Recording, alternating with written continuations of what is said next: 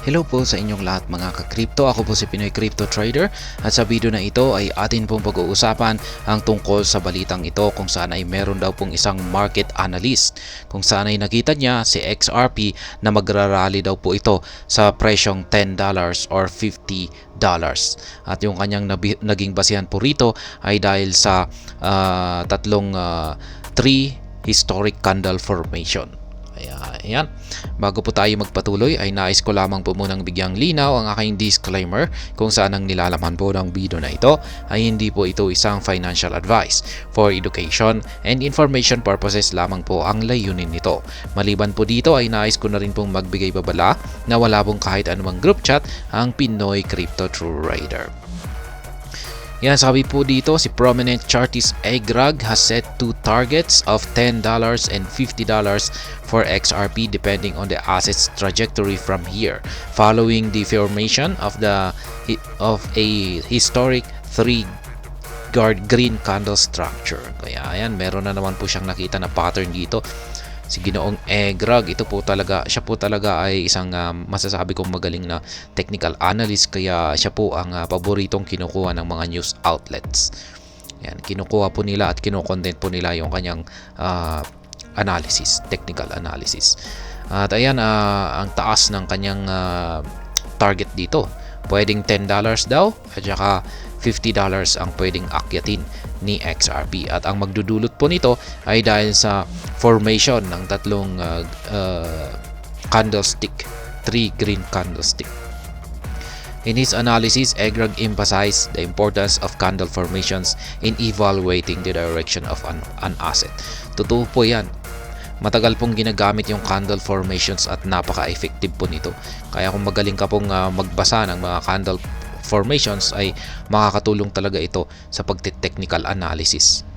Taking this into account, the chartist highlighted the formation of a 3 consecutive green candles structure on the monthly time frame. Ayan, nakita po niya yung nabuong tatlong candlestick na ito, green candlestick sa monthly chart time frame.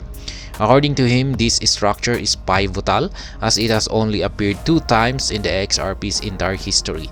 Interestingly, each of the 2 times, XRP registered a massive rally. Kaya ayan, nakita daw po niya ng 2 beses yung pattern na ito.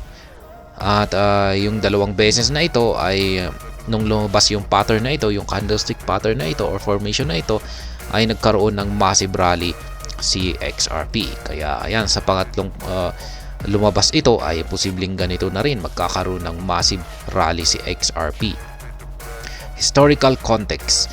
Data from Egrag's chart suggests that the first time XRP recorded a significant 3 green candle formation was from fourth quarter 2015 to first quarter of 2016. Notably, XRP surged 43.57% from 0.00421 to 0.00604 in December 2015. Ayan, nung lumabas yung unang green candle formation noong first quarter ng taong 2015 ay ito po nagkaroon siya ng price surge na 43.57%. Ayan, ito po yung 3 candle formation at ito na rin yung pangalawang 3 candle formation. Kitang-kita naman po natin na pagkatapos ng 3 candle formation at nag-consolidate siya ng 12 months, tapos bigla po siyang sumabog. Ayan, at dito naman nagkaroon po siya ng tatlong 3 candle formation at bigla medyo bahagyan nag-consolidate tapos sumabog. Kaya ayan, ngayon ay meron daw po tayong 3 candles formation naman ngayon, kaya kung pag sumabog po ito ay posibleng aakyat po ito sa presyong $10 hanggang $50. Yan, pero yung timeline po natin dito ay posibleng yung $10 ay 5 months. Yan po yung timeline natin. Pwede pong posible pong akyatin ni XRP ang presyong $10 sa loob ng 5 months. Ayan, yung $50 naman ay sa loob ng 12 months. Yeah, and the rally endured into the next month with XRP increasing by a less impressive 6.06% in January 2016. The third bullish monthly candle close occurred in February 2016 when XRP rallied by 23.80% from 0.00641 to 0.00793. Following these three green closes, XRP face resistance. Ayan, ito po yung nangyari diyan, yung pangalawa na nagkaroon ito ng surge dahil sa three candle formation na yan. The resistance resulted in a price drop and subsequent period of consolidation, featuring upswings and declines. XRP observed this consolidation phase for 12 months from March 2016 to February 2017.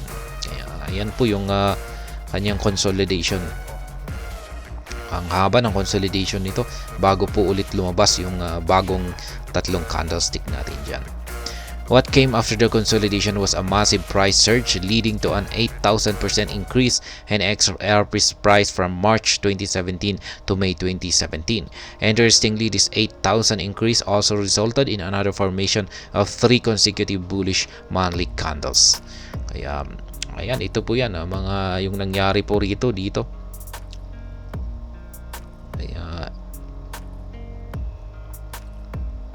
After the second formation of the three candle structure, XRP again dropped and faced an extensive consolidation. However, unlike the previous one, the second consolidation phase lasted only 5 months, from July 2017 to November 2017. XRP surged 1,506% after this consolidation. And XRP to $10 or $50. Now XRP has recorded the third bullish three candle formation this year. The assert formed this structure when it closed September with a 0.84% increase, October with 16.54% surge, and December with 1.05% increase. Yan po yung nabuong panibagong three candle formation natin ngayon.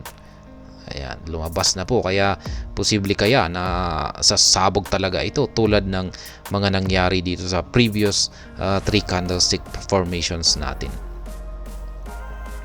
EGRAG confirmed that this bullish setup will also result in another massive run. Ayan, naniniwala po, may confirmation po si EGRAG dito. Ayan, siya po ay naniniwala na yung setup na ito, yung three candlestick na formation na ito ay magre-resulta ng isang massive run. However, the extent of this rally will depend on the length of the ensuing consolidation. As XRP slides into the consolidation phase, it could remain there for 5 months or 12 months. Yun nga lang, at hindi po kaagad ito sasabog. Kailangan daw po muna itong mag-consolidate ng pwedeng umabot po ng 5 hanggang 12 months. According to EGRAG, if XRP consolidates for only 5 months, it would replicate the late rally 2017 rally, surging by 1,506%. If XRP currently trades at 0.60 at the time of reporting, rallying by 1,506% would bring the asset price to a value of $9.7 or to approximately $10. Ayan, sabi po ni EGRAG, kung magko-consolidate po ang XRP ng 5 months bago ito sumabog, ay aakyat po ito sa presyong $10, mga $9.7 or $10 po yan. Yan, kung pag mas mahaba po yung kanyang consolidation ay mas mataas yung kanyang aakyatin. Kaya kung pag nag-consolidate po siya ng 12 months ay ayan, mas mataas, $50 daw po yung kanyang posibleng akyatin. Kaya yan, mas maganda kung pag halos isang taon po na consolidation ito, 12 months. Pero yung parang magiging result po nito ay 8,000% increase, kung saan ay mas matindi po yung kanyang aakyatin, $50.